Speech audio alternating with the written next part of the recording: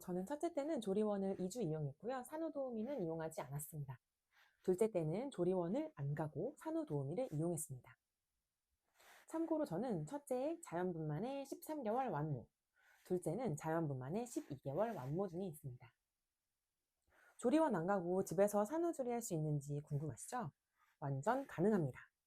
조리원 다녀와서 어차피 엄마 아빠가 밤새 가면서 고군분투하게 될 거거든요. 어차피 다 하게 될 일이고 해야 합니다. 제가 왜 조리원에 안 갔는지, 안 갔을 때의 장점과 단점은 무엇이 있는지 이 영상에 담아봤어요. 혹시 조리원을 갈지 말지 고민하고 계신다면 이 영상 끝까지 봐주시고 장단점 비교해 드릴게요. 둘째 때 조리원을 안 간다고 했을 때 주변에서도 걱정을 많이 했고 저도 고민이 없었던 건 아니었어요. 유튜브나 블로그, 맘카페에다가 밤새 집에서 산후조리 이런 거 엄청 검색했었어요. 그런데 지금 출산한 지 이제 벌써 12개월이 지난 시점에서 돌이켜 생각해보면 아주 잘한 선택이었다라고 생각합니다. 우선 제가 조리원을 안 간 가장 큰 이유는 바로 첫째 때문이에요. 첫째는 21년생이고 둘째랑 4살 차이가 나는데요. 첫째가 저랑 떨어져서 자본 적이 거의 없었거든요. 그런데 둘째를 낳고 조리원에 들어가면 1에서 2주 정도는 떨어져 있어야 되잖아요. 저는 그게 너무 걱정됐어요. 둘째가 태어난 것도 첫째 입장에서는 정말 큰 변화인데 엄마랑 생전 안 해본 2주간의 이별을 해야 하고 혹시 또 그것 때문에 둘째를 미워하게 되진 않을까 그런 생각이 들더라고요. 저의 산후조리가 걱정되는 것보다는 첫째가 힘들어할 것 같아서 저는 그게 너무 걱정스러웠습니다. 첫째가 함께 할 수 있는 조리원도 있다고 하더라고요. 사실 알아보지도 않았습니다. 왜냐하면 조리원에 왔다가 또다시 가고 이런 과정을 반복할 때 매번 이별의 순간이 너무 힘들 것 같은 거예요. 그래서 그럴 바엔 그냥 안 가는 게 낫겠다라고 생각했습니다. 두 번째 이유는 조리원을 이미 한번 경험을 해봤기 때문이에요.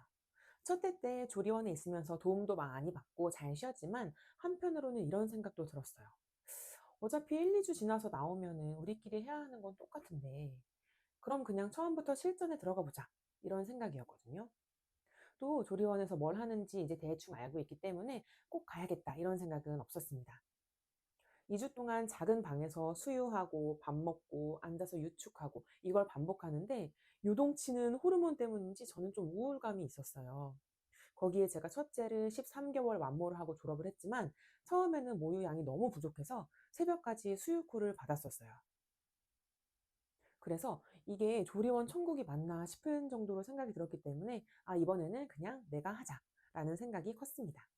세 번째 이유는 바로 비용 때문이었어요. 계산기를 좀 두드려 보니까 조리원 비용과 그곳에서의 마사지 비용을 아끼면 참고로 조리원에서 마사지 받는 게 밖에서 받는 것보다 훨씬 비쌉니다.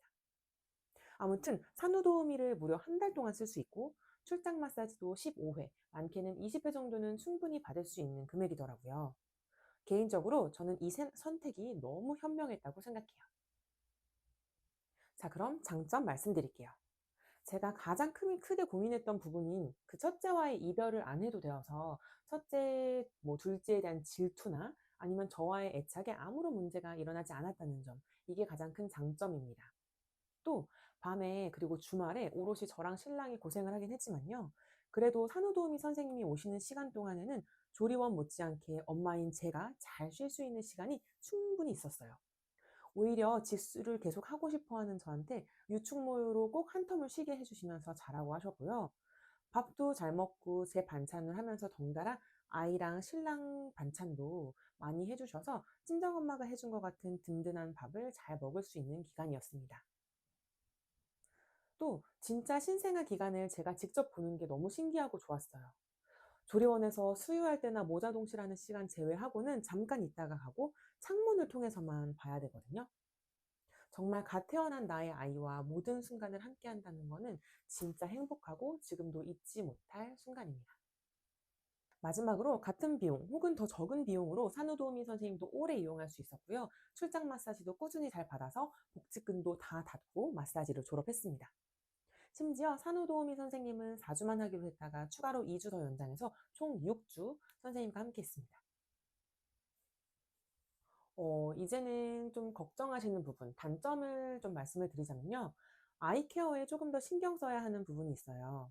저는 자연분만의 완모여서 출산 3일째 퇴원을 해가지고 직수를 바로 시작했는데요. 아이가 모유 황달이 있어가지고 병원 검진을 좀 더 자주 갔었어요.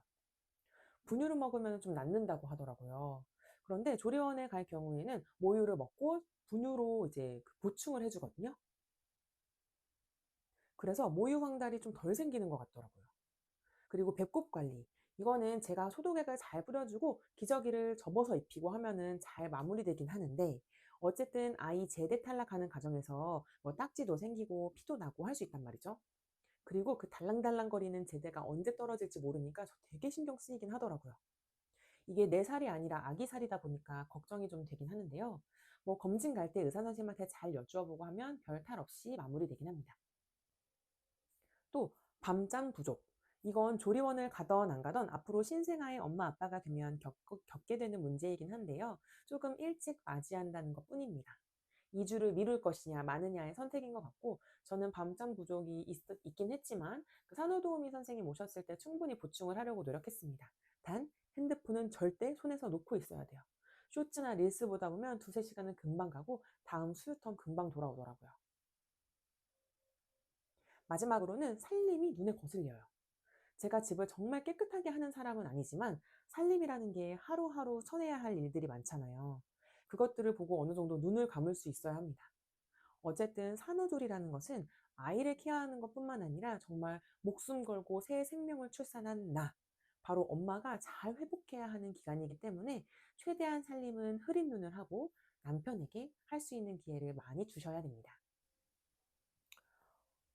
물론 모든 가정의 상황이 다르고 누구에게나 정답인 선택은 없습니다. 다만 저처럼 첫째와의 분리가 조금 걱정되거나 조리원 대신에 산후도우미를 길게 쓰고 싶거나 집이 더 편한 분들이라면 이런 선택도 가능하다는 걸 말씀드리고 싶었어요. 궁금하신 점이 있으면 댓글로 남겨주세요.